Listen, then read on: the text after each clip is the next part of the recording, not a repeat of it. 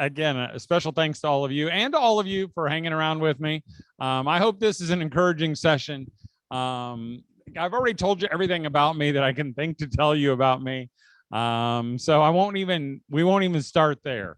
We'll just begin with this session. And this session is called Dreaming Big. And by dreaming big, I don't mean, like a dream that you have recurring dreams where you're flying or, you're in your somewhere in your underwear. I don't mean those kind of dreams, but those kind of dreams where God puts something in your heart.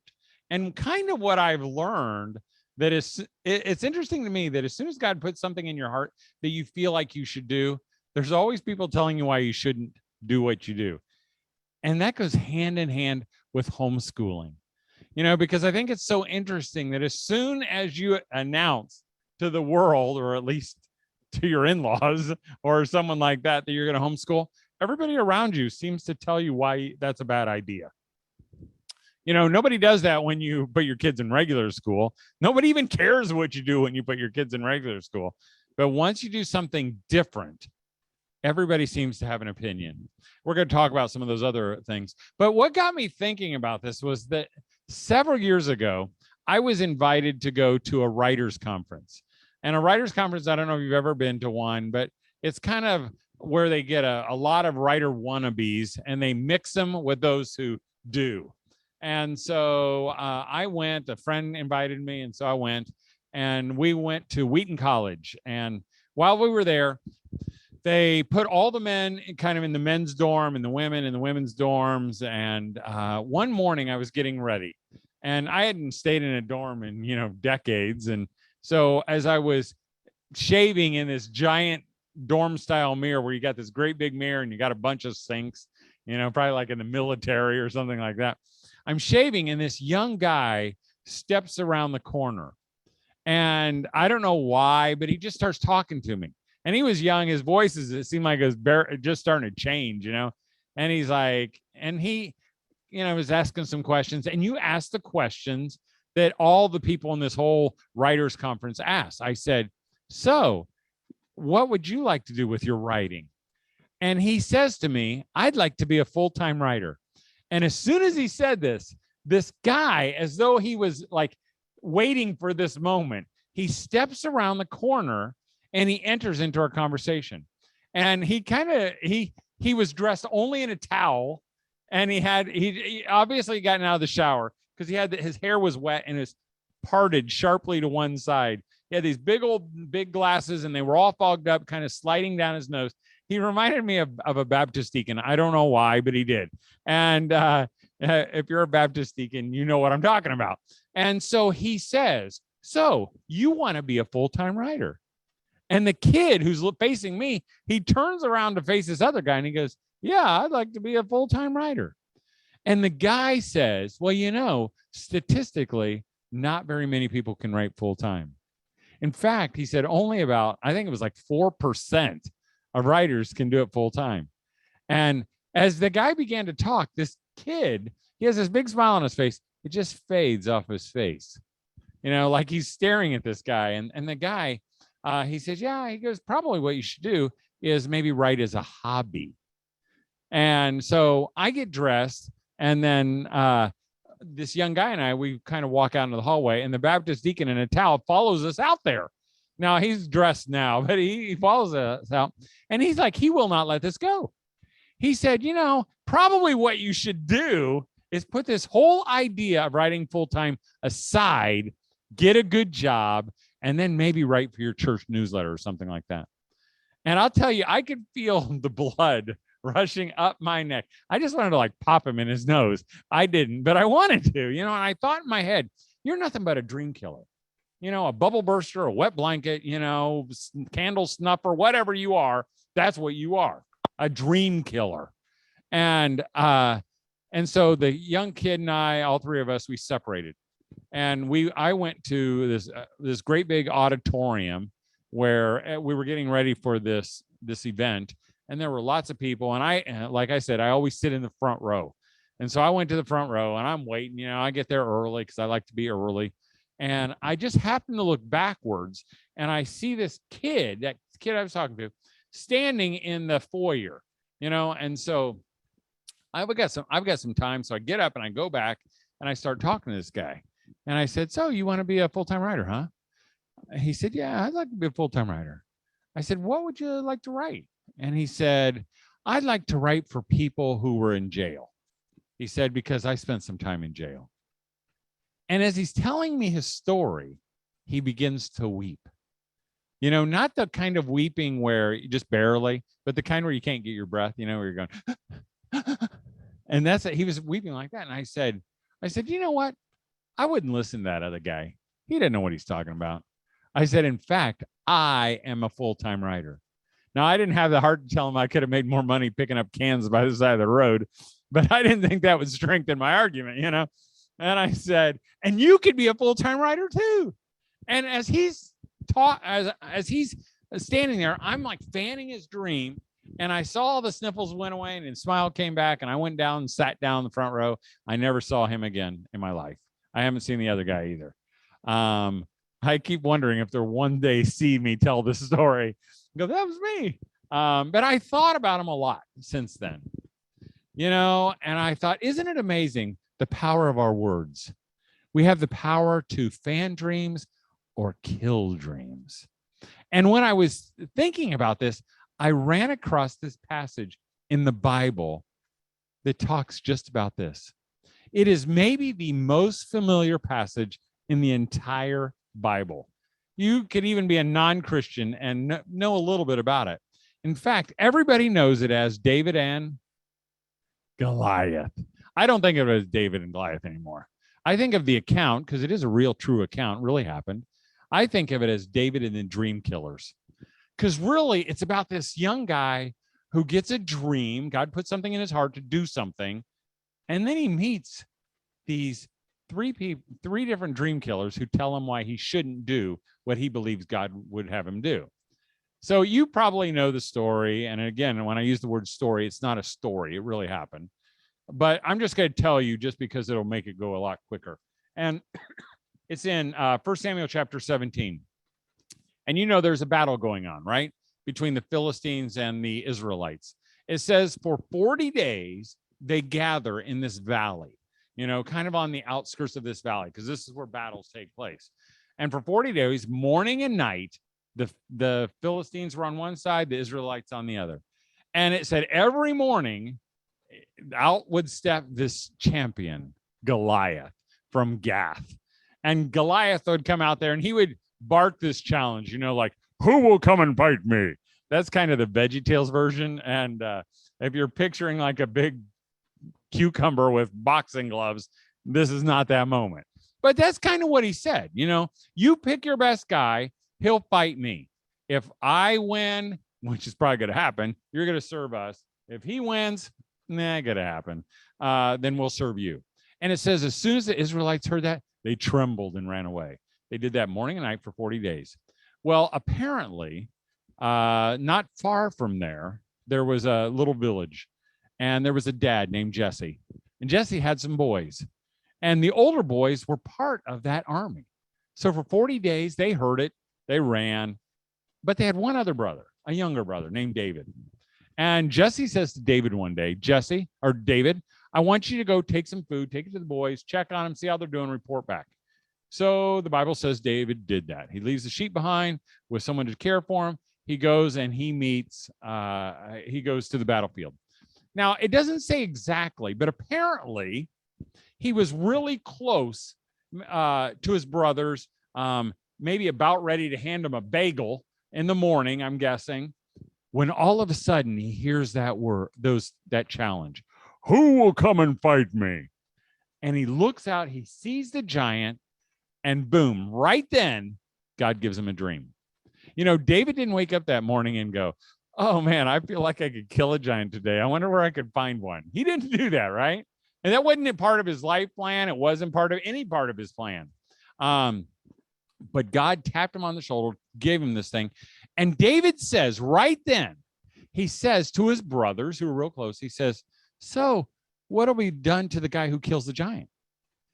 And right then, David meets his first dream killer. And I think it is so interesting that it just so happens to be someone in his family, someone who's close to him.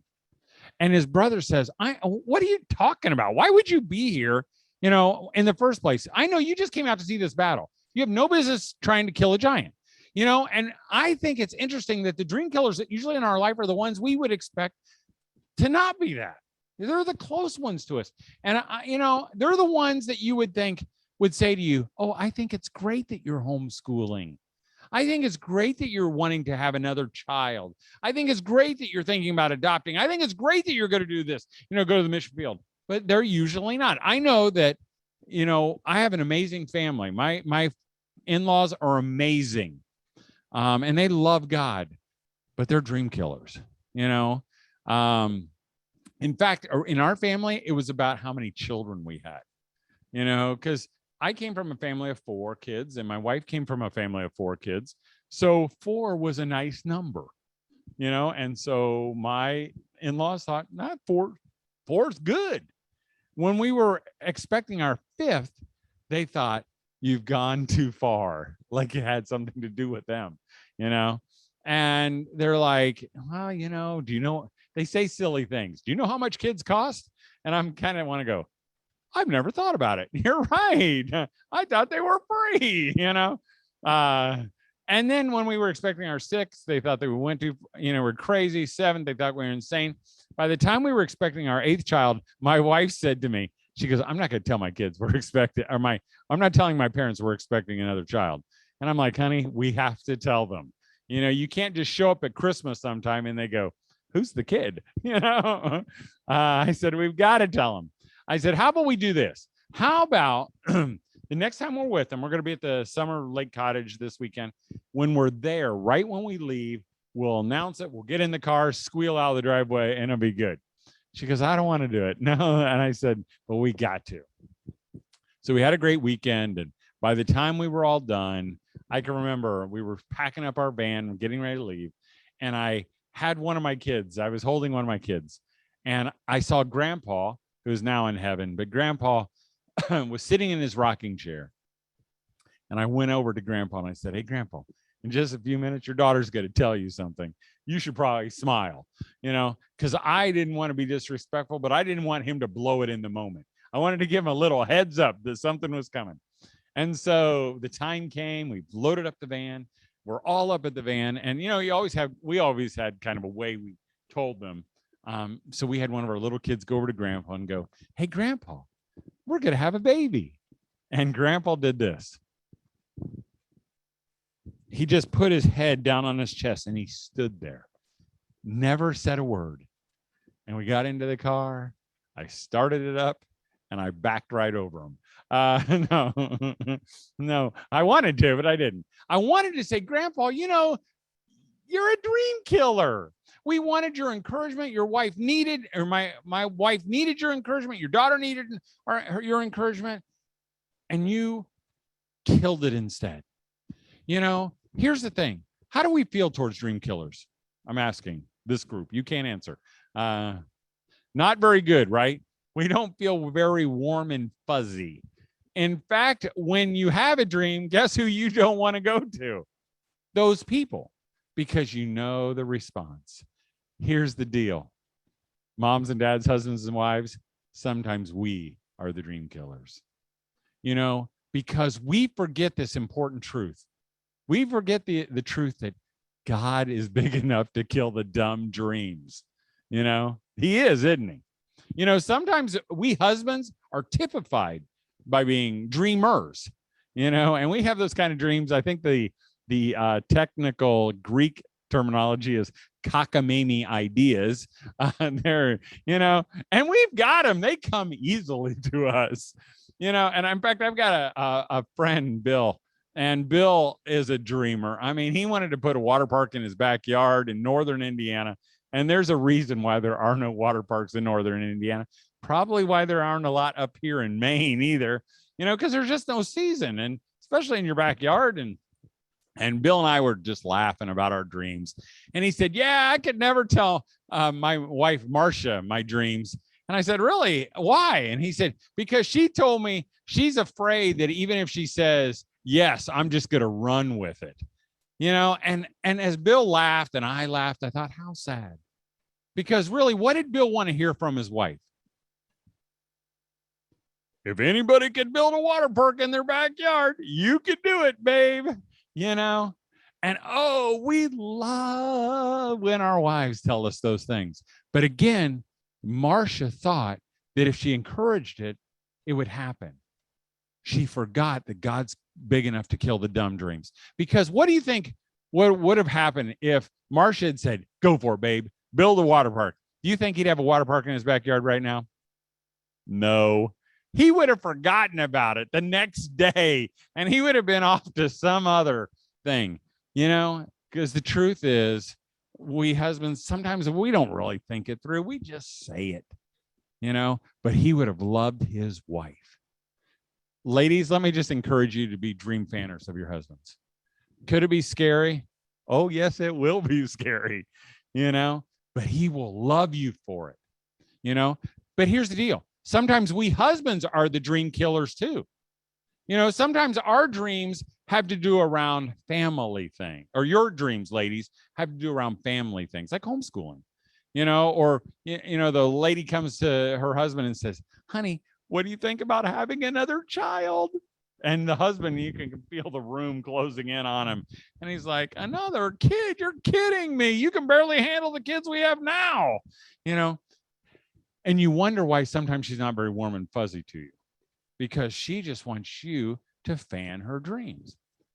But here's the deal, though. Sometimes we parents are the dream killers in our children's lives, because really our children all come into the world as what? Dreamers, right? I mean, every kid comes into the world dreaming. They have big ideas. My son, Ben, my oldest son, he always said when he was little that he wanted to own a cruise ship. You know what I never said to him? I never said, a cruise ship. Why would you want to own a cruise ship? What kind of mileage those things get, or why don't you just want to own a floating casino, a floating den of iniquity? I never said any of that. You know what I said instead? Cruise ship. That would be so cool. And then you could give me rides wherever we wanted to go. We could go all over the world. Ben, now he's a dad of 3 kids. He doesn't even ever remember saying he wanted to own a cruise ship. But I hope he remembers always a dad who fanned his dreams. And his brother Ike, who lives across the street. And Ike is an amazing person. He is destined for greatness and probably to be horribly maimed in the process. But Ike is an inventor. He still is. He's always doing interesting things. They redid this house, built it from really an abandoned house, and it's right by a creek. And he's trying to think of how he could put a turbine out there and power his house. He's always thinking he's destined to either be a billionaire or a hobo. He's not going to be an in-between kind of guy. And Ike, when he was little, someone had sent me a video of the Jetpack Man. I don't even know if you've ever seen this. This is out many years ago. But this guy, he jumps out of this airplane, and as he's falling, he hits this button, and these wings on his back unfurl, and then he hits another button, and a jet engine goes off, and he goes, shoo!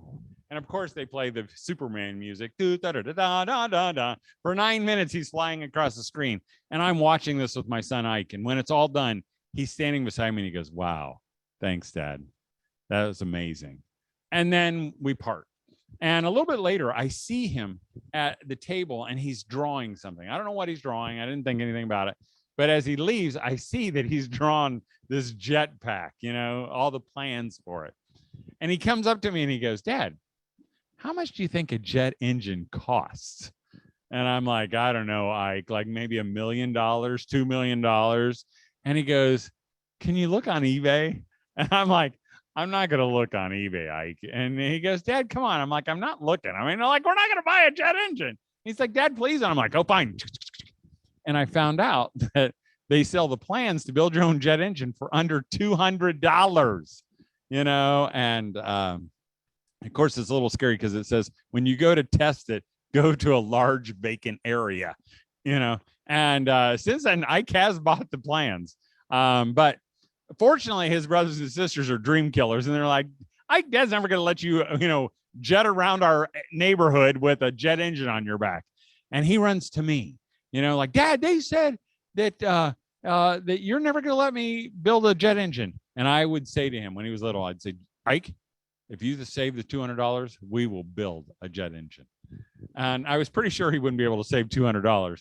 But when I started telling this story, people started donating to his fund, So, and I don't know if he'll ever build it. In fact, I would bet one day he does, But I know this, that my son will never forget that I fanned his dreams.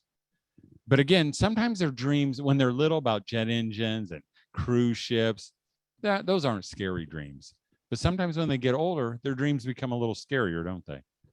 And they say things like, oh, I'd like to do this. And you're thinking, you would do that? Would God have you do that? In fact, I remember a young man who came up to me. He was probably about 18 or 19. He was with his dad, and his dad was standing beside him. His dad looked pale.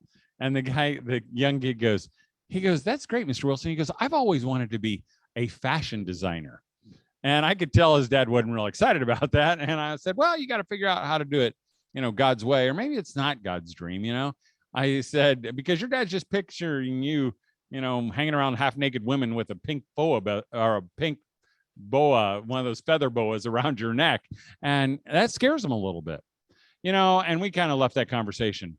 And then about 6 months later, I was having a conversation with another dad, and we were just talking about our kids. And he said, yeah, my son wants to be a fashion designer. And I'm like, what is the deal with this? When I was a kid, I wanted to be a cowboy, and what is everybody wants to be a fashion designer now? And I said to the dad, I kind of snickered. I'm like, so what do you think about that? And he just looked at me dead eye. And he's like, I just want my son to do whatever God wants him to do. And I thought, what an amazing dad, because here's the deal. Our kids might have crazy dreams. And if we are dream killers, guess what? They may still have dreams. They just won't talk to us about them. We want to have an influence. So do we fan dreams that we know are even the wrong dreams? And the answer is a trick question. Yes. Now, we may not go take them right to the fashion designer place, but we say to them, boy, if anybody could do it, you could do it. I know you're talented. You got lots of talents. Maybe we can find something along those lines that you can do, or whatever. Or the kid who says, I want to be a professional. I've got a son right now, my 14-year-old son. He's never said this out loud, but I know in his head he wants to be a professional basketball player. He just does. He talks about dunking the ball every single day. He works on jumping exercises. So and he's only like this tall. And he's never going to be tall, you can tell, but he wants to do that. You know what? I never say, Jed, you're just a kid. You're just a little white kid who has no talent like his dad. You're not going to be that. I forget that God is big enough to kill the dumb dreams, and I don't have to. I can let him pursue that track, find a place where God will show him maybe that's not what he wants him to do. And wouldn't it be terrible if I got in the way? That's what God wants him to do anyway. I'm okay if he makes $40 million and takes good care of me. But, again, we get so fearful when we don't have to be afraid. We don't have to be afraid. And we just want our kids to talk to us and share their dreams with us. Besides, the thing about a dream killer that we should know, that, dream killers, they might say to you as homeschoolers, why would you ever homeschool your kids? I think what they really feel is they admire you for being so brave. Because really, David's brother, who told him he shouldn't kill giants. Do you know anything about David's brother? Do you know his name? His name is Eliab. Eliab, do you know anything about Eliab? He's not one of those guys you really probably do, but you do know something. I just need to remind you. Because Samuel, the prophet, when he was looking for a king, the very first king, he goes to David's house, and the first person to walk through the door is Eliab. And when Samuel the prophet saw Eliab, do you know what he thought? He thought, if there was anybody who could be a king, it is this man. Because Eliab was huge, and he was tall, and he was good looking, and he looked like a king. And so Eliab was out at that battlefield every day for 40 days, 40 mornings, 40 nights. Every day when the champion Goliath yelled, he ran away And here was David, who had been there for 5 minutes, his little kid brother, who says, I think I could do this. And don't you think Eliab looked at his kid brother and said, ugh, David, I should be the one. Everybody expects me to do that. And here you are, so brave to go do that. But instead of saying that, he says, he tries to kill those dreams. I think those people, again, who tell you, why would you ever want to have another child right now? I think they'd say, I wish I was as brave as you. I wish I chose what you're choosing, or a homeschool. I wish I was homeschooling my kids, but they don't say that, And besides, we shouldn't be too hard on dream killers, because what do all dream killers start as? Dreamers. But do you know why they become dream killers? Because their dreams have been killed, usually by well-meaning Christian people who have well-meaning Christian reasons. And once their dreams are killed, then they become what they never wanted to be in the first place. That Baptist deacon in a towel, I'm sure he had lots of dreams, but some probably said to him, oh, you need to be a more conservative route. Would God really have you do something like that? And so they become what they don't want to become. And so I would say to you, dream fanners, fan those dreams. Fan the dreams in your husband, fan the dreams in your wife, fan the dreams in your kids. Let God kill the dumb ones and just keep fanning. Now to the dreamers, I would say be like David. When someone comes to you, your family, and says, why would you ever do that? I'd say, plug your ears, just like David. And David turned away. And he said again, so what will be done to the guy who kills the giant? And they take him to the king, King Saul. And I just kind of picture in my mind, he wasn't in a palace. He was in this tent. I picture lots of fanfare, lots of flags and kind of a Narnia thing going. And I just imagine they bring him in before the king, and the king's maybe sitting in his throne that they had brought in, and all the carpets and the torches. And David comes in and he meets his second dream killer, the statistic quoting dream killer, because that's what Saul does. He looks at this kid and he goes, you're kidding me, right? You're just a youth. This guy out there, he's been a warrior since his youth.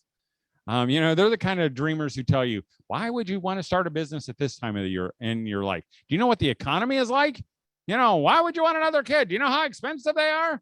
You want to homeschool? I just read about a homeschooler in wherever who ate all their own children, and they tell you these things and they're giggling at the same time, trying to dissuade you from this thing that you would have. And David was so wise. He didn't say, well, I know I could kill a giant. He didn't say that. He put it on God, didn't he? He said, you know what? God delivered me from the paw of the lion and the paw of the bear, and he can do it from this hand of the Philistine as well. I would say, to those who say to you, why would you homeschool? I'd say, I know, Mom, I may not be able to, I wasn't very good in school, but, God's put it on my heart, and God, made this whole family thing anyway. And he made me the best teacher of our kids. So I'm going to homeschool my kids. I know that, maybe this is not the best time to start a business, but God said he'd take care of all our needs. I know that going to a foreign country to tell people about Jesus seems like a dumb idea, but, he told us to go. So we're going to go. And so David, as he's about ready to leave, this dream killer does what a lot of dream killers do. If they cannot kill your dream outright, they try to twist it to do it like I would like you to do it. Because what did Saul say? Well, if you're going to go out to face the giant, at least you'll need some armor, right? Because everybody knows you wouldn't go out to face a giant without armor. Well, if you're going to homeschool, would you at least have them tested every once in a while so we could maybe know how you're doing? Well, if you're going to do it this way, would you at least talk to my expert so they can show you all the pitfalls? I know that even for me, I don't do a very good job of what I do, but I have all these books that we sell. And this guy came up to me after a conference and he said, Todd, you did a great job in there, but I can show you how you can sell more books. Now, I'm not about selling books, but I don't mind selling books. And I said, really, how? He said, what you do is you tell the people at the very end that you think you brought enough books for everybody, but they're going to need to hurry and get back at there so they can pick up their copy. He said, you will sell so many more books. I said, really? And so the next time I spoke, it was at the end of the session, and I heard this voice speak, and it sounded just like mine. And it said, hey, I think I brought enough books for everybody. And it was like God reached out of heaven and smacked me on the side of the head. And he said, don't ever do that again. That's not your way. Yours is the schlocky way. Yours is the not professional way. That's what you're supposed to do. I am telling you, David was wise enough to try on the armor, wasn't he? But he was wiser still to take it off when it didn't fit. I would say, even as homeschoolers, your best friend may say to you, oh, you got to try unit studies. You got to try classical. You got to try unschooling, or you've got to try whatever, Charlotte Mason, or you've got to try, go ahead and try it on. Look at it and think, but if it doesn't fit you, take it off and don't feel guilty. And so then David does a really crazy thing. He walks out of the tent to march towards the giant, and he picks out 5 stones from a little, creek, and he puts them in his little bag, which probably makes very little sense to a lot of people. And, I think it's interesting that he took 5 stones. Do you know why he took 5 stones? Okay, call on him. Okay, I'm hoping you're going to go in the right direction.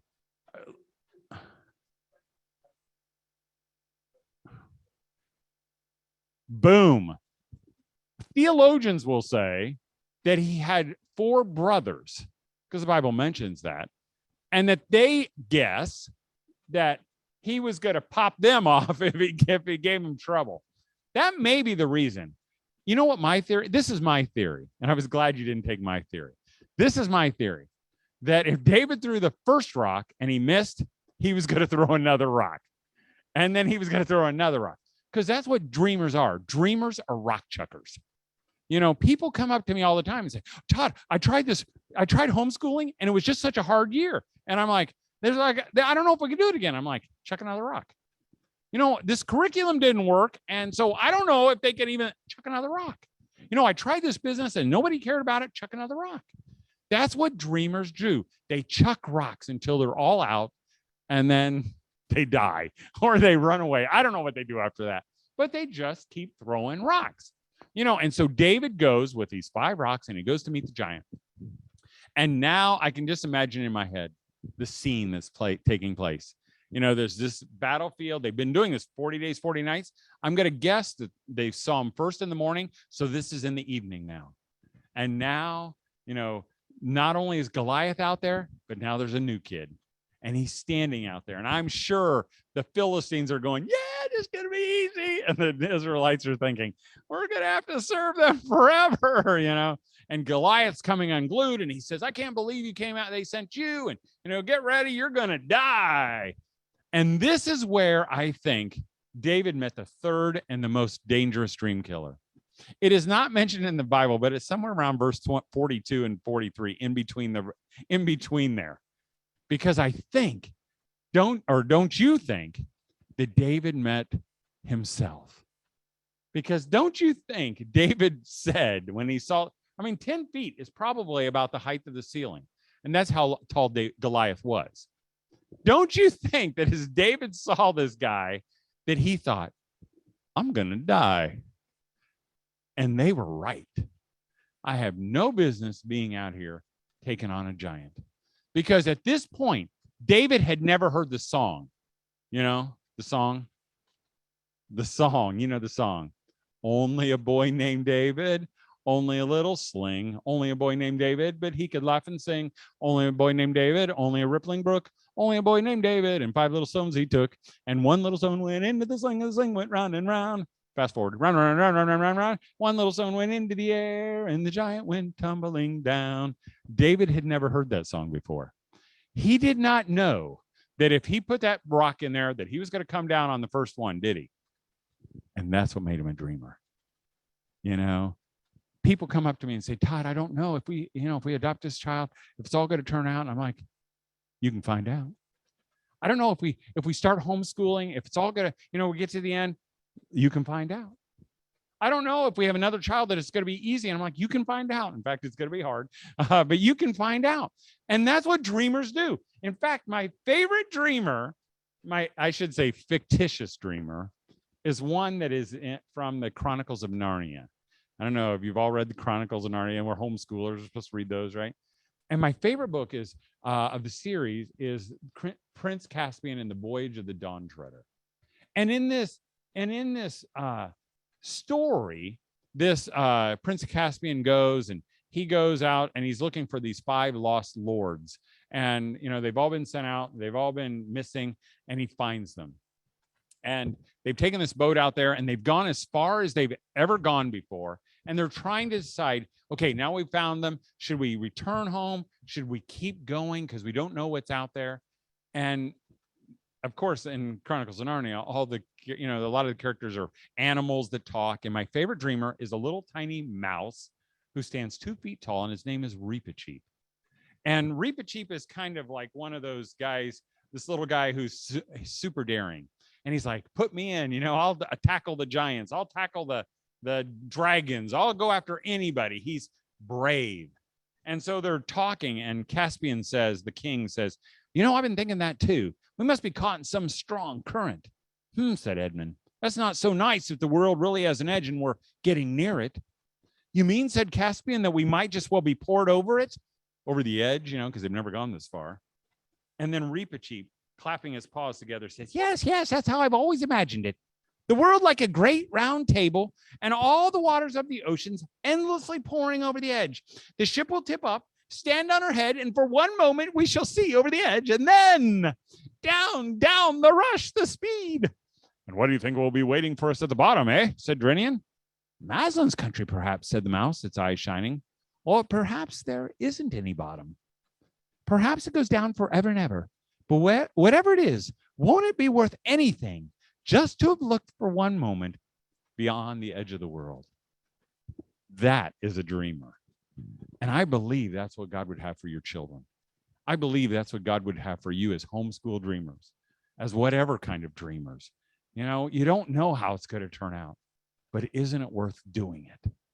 And so David runs to meet the giant. He puts his hand in this thing, puts the stone in the sling, and the sling goes round and round, up in the air, and the giant goes tumbling down. He kills the giant. He goes over and whacks off his head, and he holds it up like a game-winning football. And then the rest is history. And then he takes Goliath's armor, and he does something with it. Do you know what the Bible says he does with it? He sells it on eBay. No, you can probably still find a couple sets right on there right now, actually. And no, it says he puts it in his tent. Now, we don't know, because the Bible doesn't say why he put it in his tent or how that looked. But I imagine that he put it in his tent, maybe next to a bear skin, maybe even next to a lion skin. And every once in a while, when David was minding his own business, maybe God tapped him on the shoulder and said, David, I've got something I want you to do. And maybe he went into his tent to reflect. And he saw the skins and he saw the armor. And he said, God delivered me from the paw of the lion and the paw of the bear and the hand of the Philistine. Bring it on, God. And that's what I want for my children. That's what I want for you. But I'll tell you, here's the deal. Most of us won't do that because we listen to the dream killers, because they're so relentless until they sound like our own voices. And I can remember a dad saying to me, he said, Todd, I agree. I know it. He said, in fact, he goes, my dream that I feel like God's putting on my heart is to come home, because every day I commute 150 miles one way and then I come back. Sometimes I'm gone a couple days out of the week. He said, I feel like I'm blowing it as a dad. And he goes, in fact, he said, just this past week, I think he was 7 years old. My 7-year-old son, left a note in my suitcase. When I opened it up, all it said was this: Dad, please come home. He goes, I'm blowing it. And I said, his name was Brian. I said, Brian, then quit.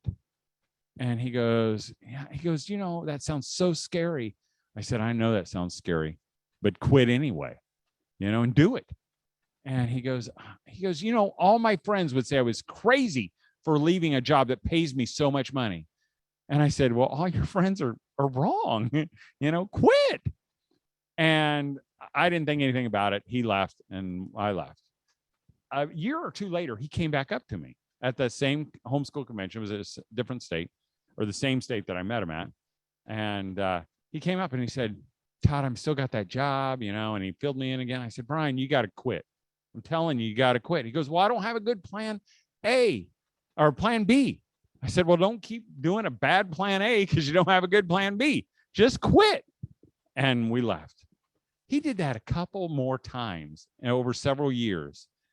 And today he is still in that job. And honestly, I say this because it's so sad. The relationship with his children is ruined. He's written me and told me so. And I've had people come after this talk. And I can remember one time they were lined up talking, ready to talk to me.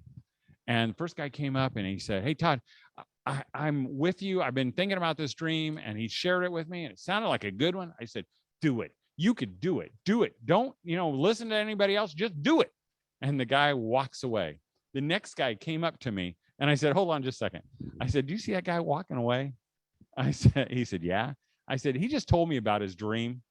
I said, he's not going to do it. I said, and when you tell me your dream, I'm going to tell you to go for it. You're going to walk away. I'm going to tell the next guy, you're not going to do it either. Because we listen to those dream killers until it's too late. So here is my last encouragement. Dreamers, homeschoolers, God's put something in your heart. Do it. Do it. Go ahead and listen to the experts, but do it. Just do it. Worst case scenario, doesn't work out, you do something else. That's not that big a deal. This is not like David and Goliath. You're not going to end up dead, probably. Parents, wives, husbands, grandparents, you got a dreamer in your life, your children, fan their dreams. Just fan their dreams, remembering God's big enough to kill the dumb dreams. And just maybe we'll accomplish what God asked us to do.